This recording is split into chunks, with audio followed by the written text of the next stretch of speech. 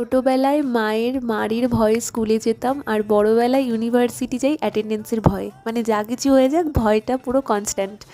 যাই হোক, হাই, আমি কুয়াশা। চলো তাহলে আজকের ভিডিওটা শুরু করি। বাড়ি থেকে কল্যাণী যাওয়ার স্টোরিটা চলো শেয়ার করি। সকালে ঘুম থেকে উঠে আগে পড়িয়ে নিই, পড়িয়ে তারপরে স্নান পুজো করে খাওয়া দাওয়া করে সাইকেল নিয়ে বেরিয়ে পড়ি গাংনাপুরের উদ্দেশ্যে। গাংনাপুর থেকে ট্রেন ধরে রানাঘাট, রানাঘাট থেকে ট্রেন ধরে কল্যাণী, কল্যাণী থেকে অটো বা টোটো ধরে কলেজের সামনে। তো জার্নিটা যত তাড়াতাড়ি বলে দিলাম, অতটা কিন্তু সহজ না, খুবই কষ্ট। এত ভিড়, ট্রেন পা চাপি ঠেলা ঠেলি করে কিন্তু ট্রেনে উঠতে হয়, আবার ট্রেন থেকে নামতে হয়। এ বলছে ওঠ রে, এ বলছে নাম রে। তো এরকমই চল ভাবে। যখন তুমি ইউনিভার্সিটি পৌঁছাবে, ইউনিভার্সিটি ঢুকলে তুমি তোমার ইচ্ছেতে, কিন্তু বেরোবে কিন্তু তুমি তোমার ইচ্ছেতে না, ইউনিভার্সিটির ইচ্ছেতে।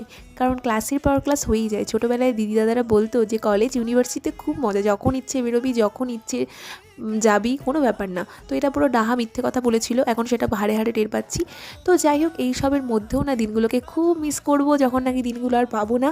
যেমন এখন স্কুল লাইফটাকে করি, আর কলেজ লাইফটার থেকেও না ইউনিভার্সিটির লাইফটা বেশি মজায় কাটাচ্ছি। যাই হোক, টাটা, দেখা হচ্ছে অন্য ভিডিওতে, বাই।